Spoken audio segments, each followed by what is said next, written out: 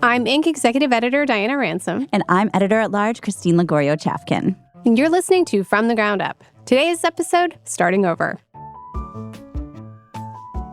For our last episode of the season, we wanted to take a closer look at what it's like to start up a company from scratch, scale it, even go public, and, of course, starting a household name, and then do it all over again.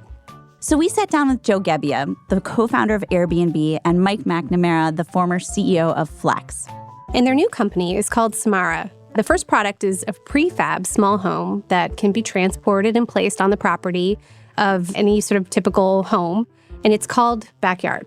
So wait, the backyard goes in your backyard. That's right. You can get a backyard for your backyard. And this is only in California for now. Right, absolutely. But they do have big aspirations one day, scaling to Arizona and various states around California before they go national. Yeah. I mean, it's a super challenging market. It's an interesting place to start. And we did talk with them about all the weighty stuff involved in starting up again and all the hurdles they've hit in this challenging industry. But first, they told us about their initial blind date. I can't wait. You seem to have found a good co-founder in Mike over here. Logistics. Who's spent, a good couple of decades working at Flex. Can you talk about how you got involved together in this project? Yeah, I'd be happy to. As you mentioned, Flex was a really big manufacturing company. So the whole idea of building something and moving it to where the end consumer was, or the end use, or the use case, or distribution center, or retail facility, whatever it is what we did. So I ended up getting involved with Airbnb, or with Joe, sorry, not with Airbnb. Well, it was with Airbnb. I went to work there actually in 2020. Oh, neat. I heard about what Joe was doing. We had one of the big VCs in the Valley, in fact, Andreessen Horowitz, who I had a relationship, who said, hey, Airbnb is starting to work on this big hardware product, and maybe you're a big hardware guy. Why don't you go help them? Because they're a software company. And I said, sure. Did you two have like a blind date set up by Andreessen Horowitz then? Yeah, actually it was. It was just dinner, a couple candles were out, we're at the restaurant. Yeah. Love at first sight. Food was good. No, it's interesting when you think about building companies. It's really interesting when you have co-founders that have different visions or different experiences and different skills and capabilities. And when we looked at kind of Joe's background, we look at my background, you think about Joe being super, visionary and thinking about what's possible and a real design ethos and a real consumer focus. And my background was really heavily on hardcore operations at scale, delivering, results with, very tight, aggressive margins. So really figuring out how to drive efficiency and cost and scale and all the kind of things that you would think about in a mature manufacturing environment. So we kind of said, wow, that's a good yin and yang, that if we did get together, we could probably accomplish way more than if we just had the exact same experiences and the exact same background. So, and Joe and I went out to dinner and we started talking and we were like, wow, this could be something really cool. So why don't we go do it? And you liked each other. Yeah, obviously. That part, that's great. That's the hardest part sometimes, especially if you don't know each other. You're not like college friends, for instance. Obviously, everybody and their mom has heard the story of Airbnb's startup story, but less is known about Samara. Can you take us through what Samara is and how you got started? So Samara is my latest venture here with Mike McNamara to make it really easy for people to get beautiful ADUs. For those listening, ADU stands for accessory dwelling unit. And there's a lot of names for this. You can call it a backyard home. People call it a casita or a granny flat or a guest house. I thought it was adult dwelling unit. I haven't heard that one before. My bad. That's a new one. Huh. Of course you would go there, Christine. Yeah. So, but you call it backyard. Our product is called Backyard, yes. So that's the name of our ADU product lineup. And Samara's vision is to enable homeowners to dream bigger by enabling this kind of flex space in their life. And so having this flex space allows people to do things that they otherwise couldn't do, such as earn rental income by placing on Airbnb for long-term rentals. Right. And that's sort of the fit with Airbnb, your previous company, right? Samara started as sort of a skunk works inside Airbnb, right? Can you tell me about that? It was an R&D group that we put together. I formed it in 2016 to explore, new opportunities, new trends, new platforms and business models. And around this time, there were a lot of things converging in California. The first was seeing hosts renting these backyard homes on our platform and going, what is this category? I've never seen this before. This is odd. Like yurts? Not even yurts. No, actual, I ADUs. stayed in one in Berkeley. Yeah, I got an Airbnb. It was a single bedroom in Berkeley behind someone's house. Right. Yeah. Right. It's kind of like we were so used to hosting in the home. Seeing this thing of hosting outside the home in your own yard was, it caught my eye. The second thing I noticed was I started to see these headlines of Governor Newsom and state of California passes this law to enable more ADU ownership throughout the state. And so there was this political story around it. And then the third thing was I was actually in the market for an ADU. And so I went out to search for prefab and factory built. And I have to say I was horribly underwhelmed with what was out there. There's nothing that met my design standards or criteria. Certainly nothing that I would want to spend a lot of time inside myself. And I thought, surely somebody at some point is going to develop the Apple or Tesla equivalent of the 2x2 quadrant, that kind of well-designed, future-forward thinking, all-electric, solar-powered, high-quality materials version. And as time went on, nobody did. And some of the best ideas happen when you solve your own problem. Absolutely. So there's sort of luxe shipping containers, no? I mean, that's what was available at the time. At the time, I mean, that's a... Even Lux is a little Lux bit is of... not a stretch. Right. And so were you involved in the team within Airbnb from the start that was working on this? Or So did you sort of this jump was in? like 2016, right? Yeah. This is my group that I cobbled together of software engineers and product folks and designers and writers to really dream about what could be. And I remember presenting to the whole Airbnb team at an all hands with this slide that said, one day you'll be able to press a button and a home will be craned into your backyard. And I actually had an image of a crane with a 400 square foot home being craned into the backyard in 2016. And little did I know.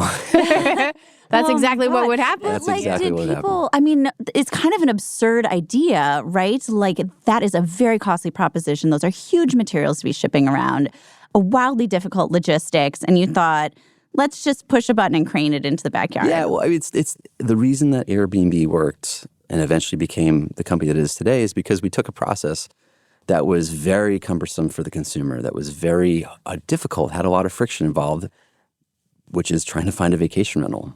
Pre-Airbnb, you're on Craigslist, you're on classified websites, you're wiring money to strangers, tons of scams. Couch surfing. If things go wrong, you have no one to call, and you have no idea if the previous guest had a good stay or not. And so Airbnb, all we did was look at this market and say, let's get rid of this fragmentation, let's bundle everything under a very consumer-friendly, well-designed interface that makes it simple for the consumer. And I think because of that, Airbnb was able to scale the way it did. And this is taking that same idea and applying it to a different market. ADUs are incredibly fragmented. The majority of them are built by general contractors. They're done on a one-off basis. There's no economies of scale. And the process, you could say, is poorly designed for the consumer. Meaning that you go to buy an ADU, you've got to piece it all together yourself. It's super DIY. And homeowners aren't experts in home building. And so what if you could take away the friction, package it in a beautiful design with a beautiful process, and just make it really easy for the consumer to purchase it as if it was a product, because it can be a product. So what's it like to start something new again, to start over, all over? I picture of it in like the equivalent in the writing world is like writing a bestseller and then trying to write a bestseller after writing something that's been previously critically acclaimed. Like, how do you do it again? Both of you. Yeah, it's interesting. I feel like I've been starting companies all my life. When I started at Flex, it was about $125 million of revenue. And when I left, it was over $26 billion.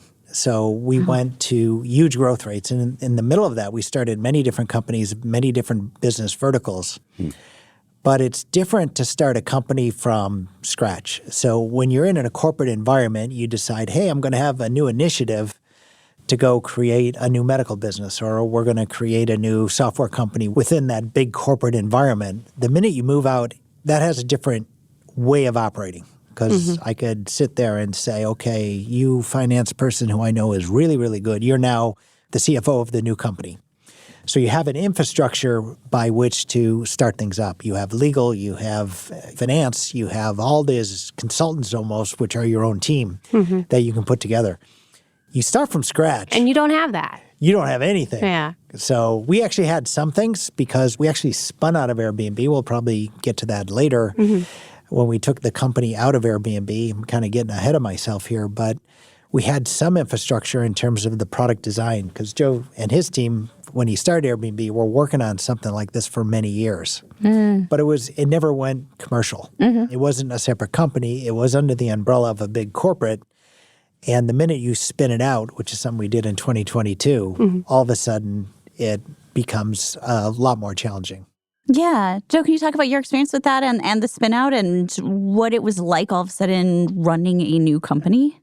Oh, yeah. I mean, like I think the experience of Airbnb, seeing it from day zero to where it is today, it was exhilarating. And, you know, there was so much adrenaline and so much emotion and the full range of like the human experience.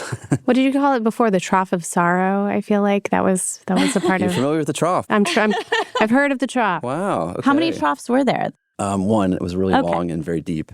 Maybe we should explain this for the listeners. Yeah, absolutely. Okay, so Please. there's this thing on the wall of Y Combinator, which is a highly regarded incubator program in Silicon Valley.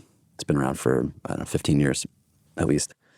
And on the whiteboard is scribbled what's called the process. And it's the process for any startup, maybe internet startups. And so it shows the graph of your site traffic over time.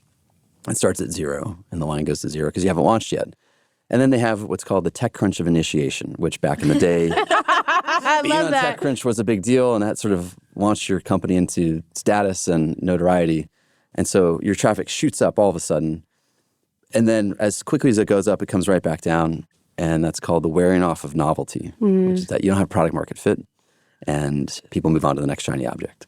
And so therefore you then enter the trough of sorrow, which is, in my mind, I picture 2 gears, but they're not touching. You have a product in the market, but they don't yet click. And so you're in this mysterious void of trying to figure out what is the missing component. And are the gears even the right shape? Sure, yeah, so many questions, a lot of doubts. I think, the trough of sorrow is most people give up. There's no growth to your business. And yours was long. It was very long. It's very painful. People often ask, why did we continue through the trough of sorrow? We're making $200 a week in fees for 3 guys living in San Francisco. That doesn't even pay for the ketchup in the fridge. And so the thing that kept us going was the fact that we had hosted 3 guests one weekend, the infamous weekend in our apartment on airbeds. And we always could go back to that experience and say, you know what? We've seen something that people haven't. And we just need to stick around long enough for them to see it too, because we believe they're going to love it as much as we did. And just to finish this out, the graph continues with these little wiggles. They call it wiggles of false hope, where your traffic goes up and comes back down, goes up, comes back down. Yeah. And then there's the crash of ineptitude, where your servers go down. And then there's the product market fit traction, and then into the promised land, as they call it. And hitting Inc. magazine, right? Yes, of course. Yes, right. Well, the promised land. Very important along the way. Right. Inc. was, I remember doing a lot of great events with Inc. back in the day.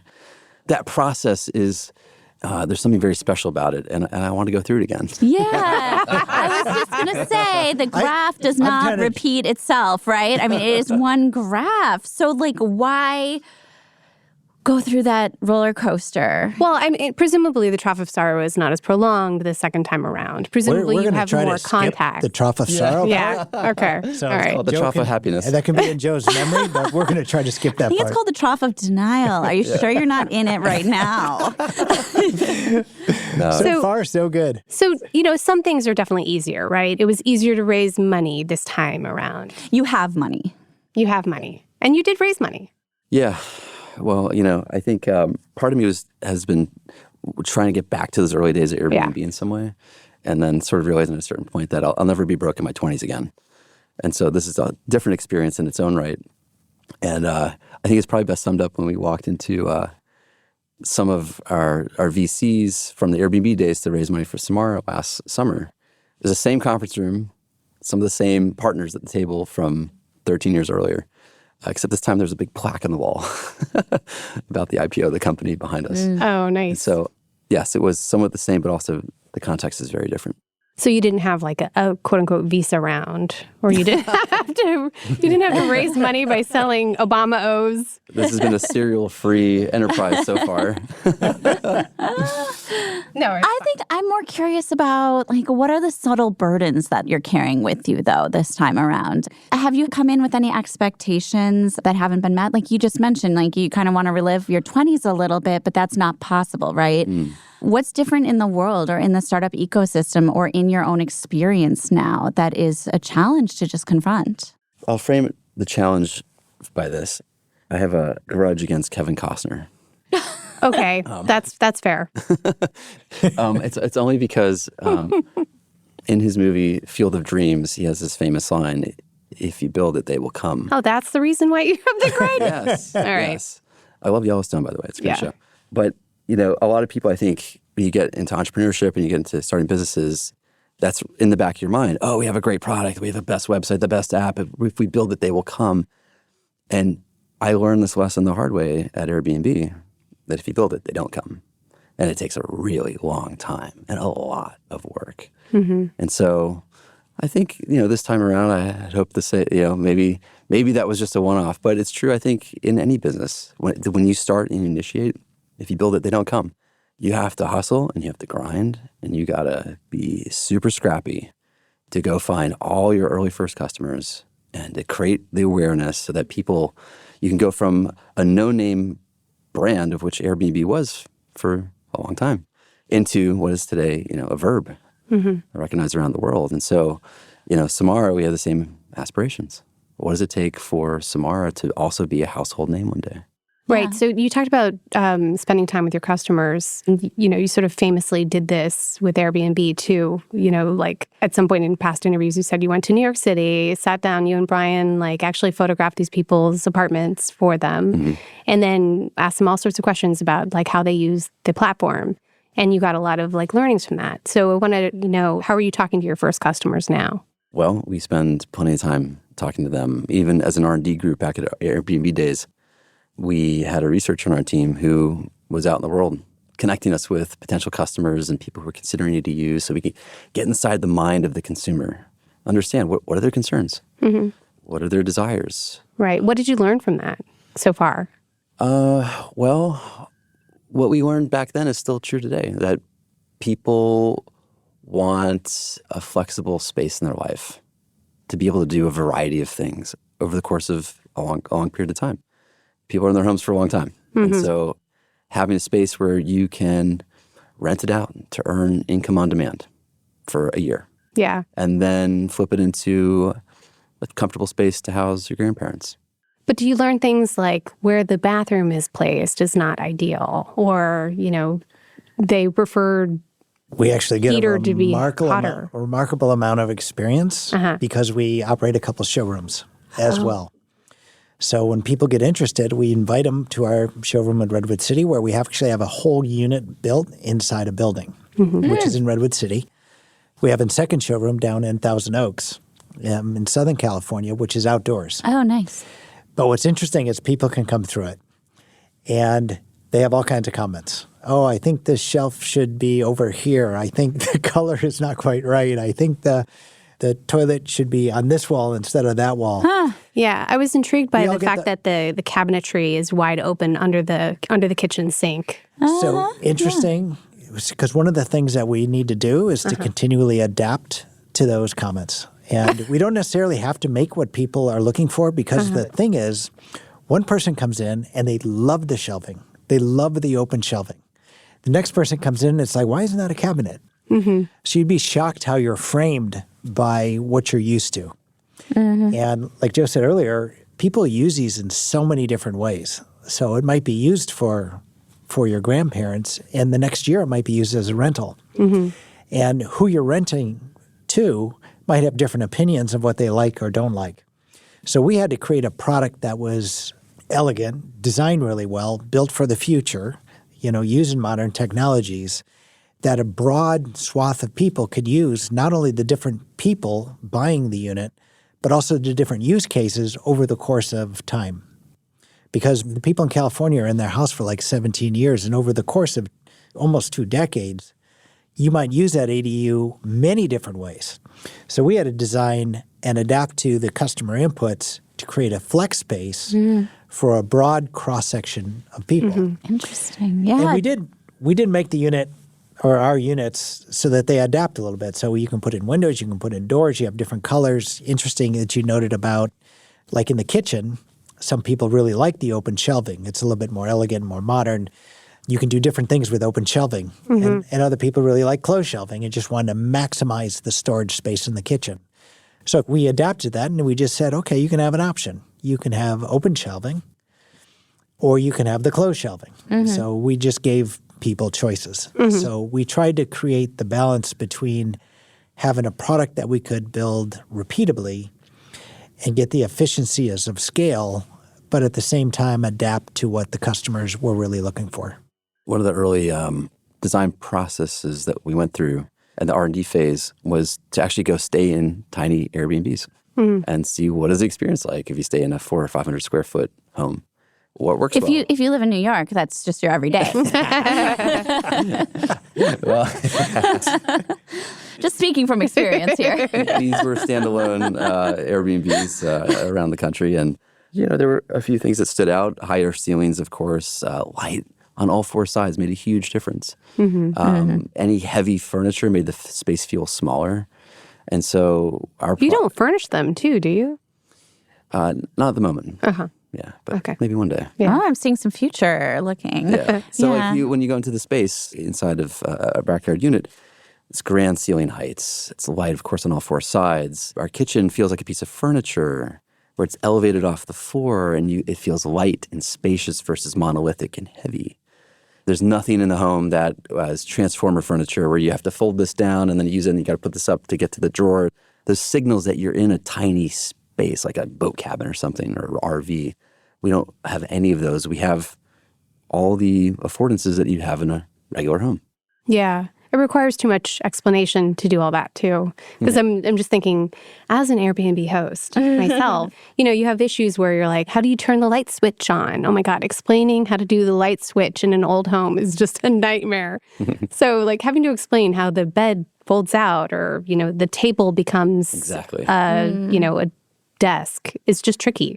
A Murphy bed is a signal that you're in a small space. Yeah. And so our design language, inside and out, embodies this idea that you're in a home. What's been like, I guess, the biggest challenge you've run into for the second company, second time around?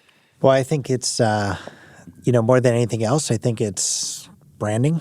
And the reason I say branding is because you have to get people to know who you are. It's not like Joe was talking about building and you will come. Well, we've built it. But if people don't know about you, they don't know about the product, they don't know about the interesting use cases.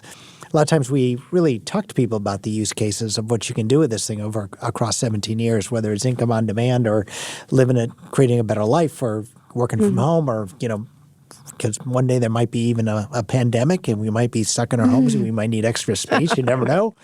But all these different use cases we had to really think about.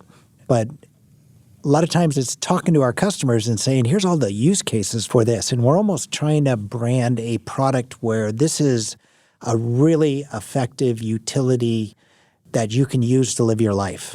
You can either live better with grandma or work from home or start your own company, or you can have income on demand and live better as a result of more financial security. So that's been Airbnb's story from the very beginning though, right? So this is not a new challenge for you.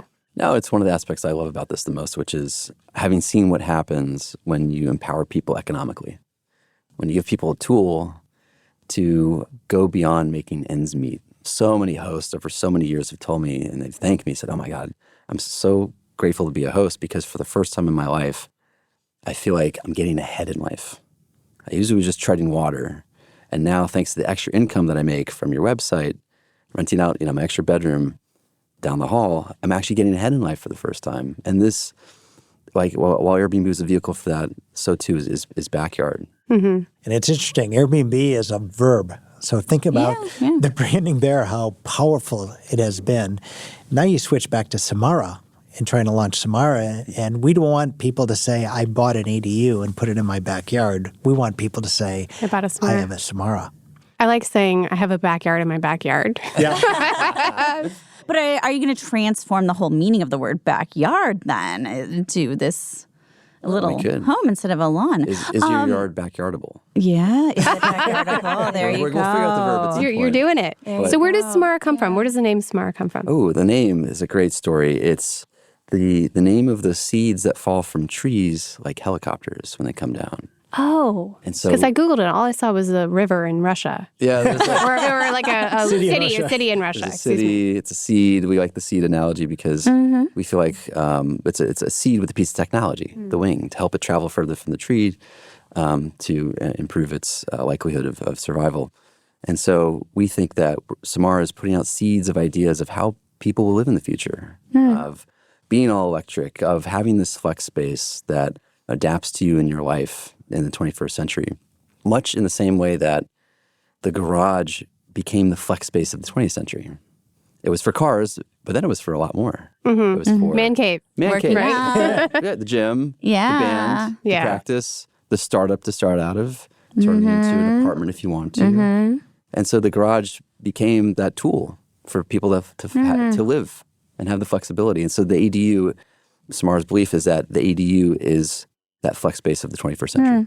So speaking of seeds and spreading out, you guys only operate in California right now, is that right? How and when, if how, do you move beyond California, where the local regulations are very friendly toward ADUs?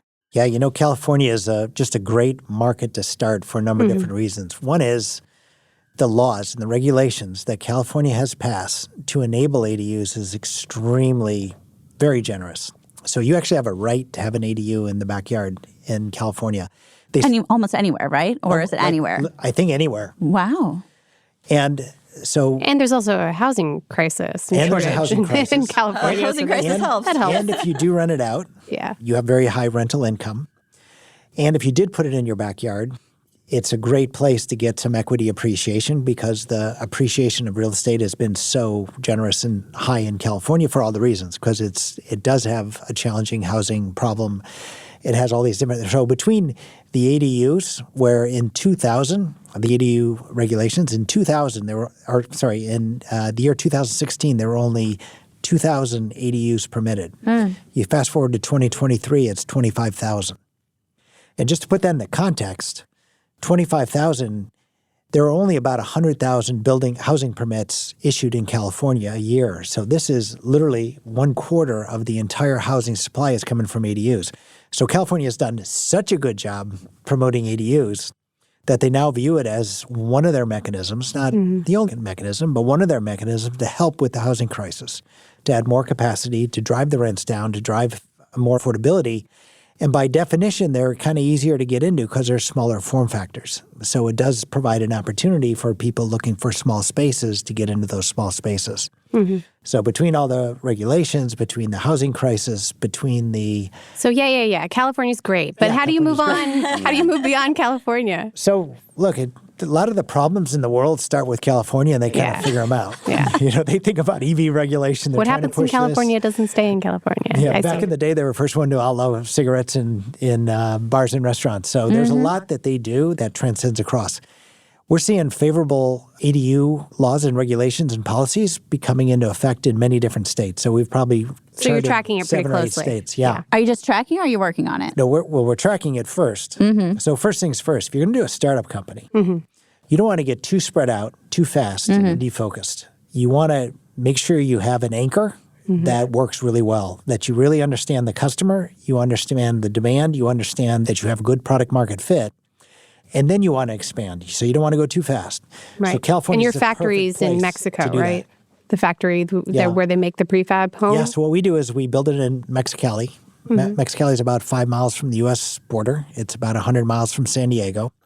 So it's a great place that if your first market is California, it's a really strategic location, if you will, to be able to go after the California market. Right. It's also good for Phoenix. You could probably extend all the way into Texas. So as we think about these ADU policies being adopted by other states, because they make sense, because people want to have a unit in their backyard that gives them the flex space of the 21st century. They do want to be able to rent them out if they want to. They do want to develop their backyard if it's available. Yeah. So you're not it makes actively sense. like lobbying yet. You're not writing proposed laws from the inside. Interestingly, we don't even have to lobby very much because there's so much adoption. We have the state of California doing such a good job. We have other policy partnerships that we have with some of the other nonprofit groups that are working to expand it. Some of those groups are working to expand all the way into other states. So we kind of think about... So you are a little bit working on it. Oh, we're working on it a little bit. Yeah. You know, our factory's getting certified for Texas production. Okay. So it's coming, but we don't have to rush into it. We'll let some of these policies go across. We'll let some of the housing crisis, particularly in the Sunbelt area, go develop. We'll develop our market. We'll get better at reading the customer. Our product will get even a better product market fit. We'll get more volume and scale that allows us to bring the product more cost effectively to other regions. And when it's ready, we'll move across. And what are some other things beyond just like the local law issue? You know, like I imagine weather plays a role in how to deliver a prefab home to somebody's, and like just getting the crane into somebody's backyard is probably logistically crazy. Yeah. One of the challenges is sometimes you can't get to the backyard. Yeah. Maybe it's up a long, windy hill going uphill and you just can't get, you really need to be able to get a semi back there. So we have different size units. So some are as short as, some of our modules are as short as 25 feet. Oh, cool. We're This looking is at a great. photo of a crane holding up a home. Let's see if we get Is that right? Yes. Oh, neat. Oh, wow. There's a video. Wow. This is, okay, so that's, So what you're looking at is a Samara backyard home being craned from the street over the main house into the backyard. The whole process takes about an hour from the time it's linked up and to the time it's actually how high is bolted that into the crane? ground. Like how tall is that crane? And how many people are required to get that thing back there? Probably a team of about 7 or 8. Now, what's interesting is you can go from the truck where the unit is placed to the backyard and mechanically bolt it on for it to last 100 years in about an hour. Wow. It's actually pretty stunning to actually watch. So it is fully built all the way through to the inside, including the appliances, and it gets dropped onto a connection device where we have a patented connection device, not a device, but a system, and you can bolt it on really quickly.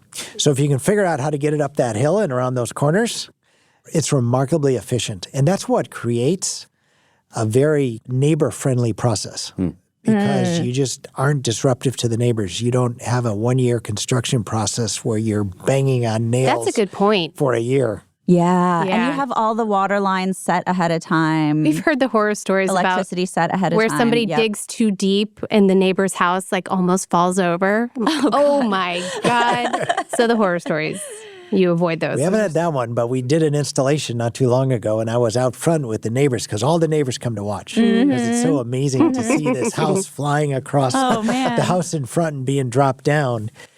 And it was right next to a house where a general contractor was building a house from scratch.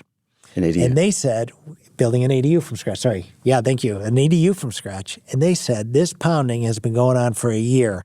All the neighbors hate this place, these people now because they've been disrupting the neighborhood for so long. And we came along and within an hour, we picked it up, we drop it on, and it's Bolted in, you're done. ready to go. Amazing. I mean, it's a little bit of an oversimplification, but the fact that we expect it to take, it's taken about 6 weeks right now, and we expect it to be 30 days by the end of the year. Wow. Because our learnings are accelerating. Yeah. And Oh, it's that's amazing. very neighbor-friendly. Right. Well, you talked about asking, or you mentioned these nonprofit partners that you were theoretically going to start working with or are already working with. And I expect that that's sort of like a way in to expand. It makes me think about the whole like ask for forgiveness versus permission, which I'm sure you recall this pretty well. So does that even hold anymore? Like, can an entrepreneur even kind of go that route anymore? Must they ask for permission first? Well, illegal ADUs, I think, are reasonably commonplace. Yeah. So, an ADU is a lot of different things. It's almost like a glorified shed all the way to the point of having a really well-designed, well-built house like we have at Samara. So it's a real giant stretch of what these things are. So I think some people will go out there and try to do things without permits or just take their garage and stick in a quick Yeah, but does something like what Samara is building even kind of lend itself to that? You can't just go in and to like upstate New York and just start producing. Like, what do you actually need to do? You need to have all those permissions. So, okay. Well, we like to have them because we like to produce a very legal unit. What kind of company are you talking about here? I don't know. I mean, just like the whole idea of like, you know, if we're sort of going back to our entrepreneurial roots here for the second business, you know, you can't do things like you were able to do for the first one, for instance. And I'm trying to get you all to kind of explain that how different it is. Yes, this time. you miss growth hacking. Yes. Yeah. Like what? Thank you for putting it into better the words. second time around. It's interesting. Yeah. We have some values that we have at Samara that we've established, like many companies established the values that are important to them. One of our key values is think like a hacker. So it's kind of interesting. The whole idea of being creative. What are your other values? I want to hear this too. But the idea of being creative and really thinking through things are a really core part of who our company is, and it's how you have to act in order to get a company off the ground. So some of the other values are things like simplicity. Okay. We value just pureness and efficiency of thought. If there's a website, we agonize over the website. Like how many clicks are there on that website to go from thinking about what a unit would look like and configuring your unit and then pressing go. So those are all things that we think about. We obsess over continuous improvement. So we obsess over being better, very important aspect of who we are. So we just picked a number of different values that are really interesting to us, but one of our favorites, think like a hacker. Yeah, that's a good one. Let me ask you another conceptual question about going at it again with the startup process. Like, what's just better the second or third time around? What's easier? What have you taken with you from the past that has made this process go more smoothly? Well, I can tell you one thing that's easier is because we're experienced, because we have a reputation, because people have seen what we've accomplished in the past, it's easier to raise money. It's easier to hire people. It's probably easier, hopefully, we'll see, to make the right decisions, to be more accurate in those decisions. Because a lot of times you don't always make the right decisions when you're trying to figure out what is your next step. So you think about building a company having milestones. So going from point A to point B and then going from point B to point C is really important. Our point A to point B right now is to win in the California market. So that's an example. Now, once we win in the California market, we'll think about expanding nationally. But you do things in steps, and hopefully we can be more accurate in terms of how we make those decisions. So those are really big enablers of being successful kind of the next time around because we no longer have this huge corporate veil.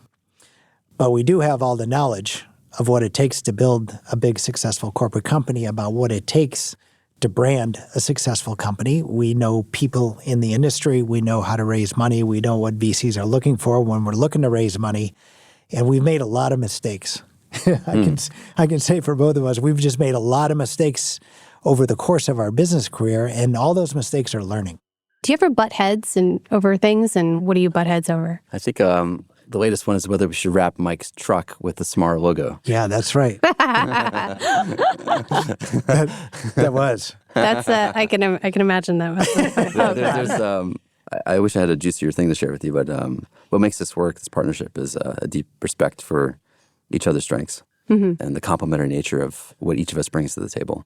I think we'd be able to be successful because we can compromise really well. We don't butt heads, but we have a different understanding of how you approach business. And I think about someone like a Joe might say, wow, we need to make it really nice with these really nice materials. And I might say, you can't manufacture that efficiently, and we can't source the materials in a cost-effective way. So finding those compromises. Is he sufficiently mollified when you put it like that? Yeah, no, it's actually pretty easy. Yeah. I feel I have a really big respect for design. I like design. I love architecture. I wanted to be an architect before I went to college. I think I have a respect for those kind of things. And I think Joe has a respect for knowing what it takes to build an effective company and making sure that we have the right customer fit and the right cost. You can't have a company just having a great product. You have to have a great product that somebody actually wants to buy. So I think our ability to see each other and balance that out is really high because I think we both like each other's kind of yin and yang. Yeah. No, I guess back to Christine's question, Joe, would you go ahead and answer it? What's been easier this time around? I think it's having a network. Yeah. That Yeah. when I first arrived at Silicon Valley, I had none, and I was a complete outsider, and felt like I was looking through the window trying to get in, and I think now it's just different. The landscape's totally different. I can get on the phone with the best software engineer, the best AI person, or the best industrial designer, the best fill in the blank instantly. Yeah. Anyone will take your call. But does that give you any sort of, now that you're both startup world celebrities, right? I mean, does that give you any doubt that folks are meeting you with the right amount of skepticism, or are they just saying, this must be brilliant. It's coming from Joe Gebbia's mouth, right? It's definitely helpful. Joe's like, well, I think so. Joe's like, yes. Yeah. Tell me more. No, but for real, does it give you any sense of doubt that you've had so much success with VCs that a yes is easier? Well, there's a sum of all failures. There's a sum of all learnings that is embedded in both of us. VCs know that that's true. So they actually believe that we could probably hire a little better, make a little bit better decisions, be a little bit more thoughtful about the marketplace, know what it takes to be successful, think about the steps to get there. I think VCs value it a lot. I think it is a little bit easier. They're a little bit less skeptical, but they also recognize the fact that you actually have all these things. So we both might have left our old companies, but there's no loss of knowledge in terms of what we've learned. And if you're a VC and you're going to put money to work in an unknown quantity, wouldn't it be better to put it in a known quantity? And maybe that reduces the risk of their investment. So I think it is helpful, and I think it matters. So I have no doubt I can make a decision better today than 30 years ago. I'm sure Joe can make a decision better today than he could before. And even things like the network actually changes your trajectory a little bit. Look, neither one of us has to do this. Yeah. Right. So we do it because it's really interesting, really fun. We think it's a cool idea. We love business. We love winning. And I think VCs also look at VC's going to look at, hey, if they think it's a really good idea, that says a lot. Yeah. We had one of our VCs, very interesting. He just looked at me and I went through how we could hire better, how we could, our approach, raise capital, all these kind of things. He just looked at me and he said, you guys aren't competing fairly. That was my favorite comment that's so of the funny. VCs. He just says, you guys are playing with a stacked deck. I was like, yep. All right. Well, that sounds like pretty good affirmation Works from the for me. VCs then. Yeah. Yeah, bet on the winner. I'd love to have you all sort of sum up some sort of best advice for entrepreneurs who are maybe starting again. Joe, you want to go first? Well, I think tried and true piece of advice that's timeless is solve your own problem. Solve a problem that you feel married to. You're so close to it. It's so personal to you that you'll work on it even when you're deep in a trough of sorrow or, you're getting rejected by investors who don't see what you see. I think that in contrast to chasing a technology or chasing a market opportunity, I think it's much more fulfilling and it's easier to get through the hard times when it's a problem that you feel personally attached to. Great. What about you, Mike? Well, I think I would pretty much start with, I want to see a problem that's really getting solved. I want to see a real problem that we can solve. And, it starts there. And then I think about, is the market a big enough market when I think about starting something new? And when I think about, is the market big enough and am I solving a real problem, is can I build a company that has a competitively differentiated product? And I think once you start putting those together, you've got a lot of runway to be able to be successful. If I pivot back to Samara, I love this side. We think this is the 21st century garage. We think this is something that everybody needs to get through life. They're in their home for decades. Their life changes all the time. They have no mechanism to change. It's really hard to change a house. Yeah. We think the market's huge. There's 1.6 million homes being built every single year. Not homes, but living areas being built every single year. I've got the 1.6 perfect million. spot in my backyard. Yeah. Guys should check it out. wants one. Upstate New York. What color do you want? So this does not become a primary dwelling unit, though, or this is not intended to be. So or this- could it this be? could be. Yes. So interesting. We talked about California being way ahead of doing everything they can to stimulate the housing market growth. one of the programs that they have out is to condoize a single-family home lot, which allows you to actually sell the backyard unit. Wow. So we think this is also something that not only does it give you optionality if you're a homeowner, so now all of a sudden you put it on, you have all these different use cases, you have equity appreciation, and as that law goes through, or as that opportunity goes through, which will take some time and, different municipalities have to adopt it, but it'll actually increase the value of an ADU even more. So wait, so I could, as a homeowner, I could sell just the ADU? Correct. So you literally condoize your single-family home. Right. You give an easement to they walk through the side yard to get to the back, and you can actually sell the unit as a separate unit. So this is in the process of getting. This is already one of the past regulations already in California that some cities have adopted. Wow. And then a question for you all: do you have a backyard?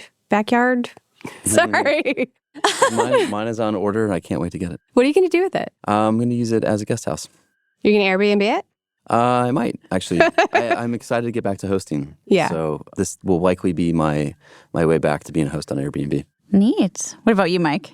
Not yet. I already have so much real estate.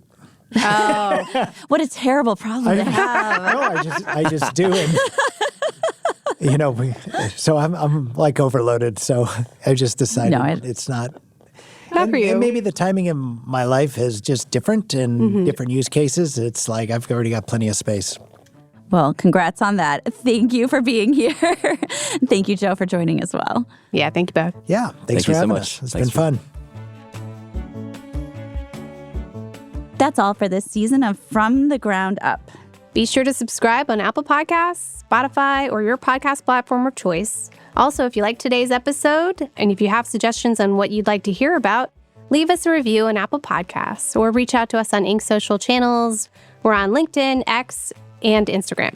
From the Ground Up is produced by Blake Odom, Julia Shue, and Avery Miles. Mix and sound design by Nicholas Torres. Our executive producer is Josh Christensen. Thank you for listening, and we will see you in the fall. Oh, and by the way, we have special programming during summer break, so stay tuned to our latest.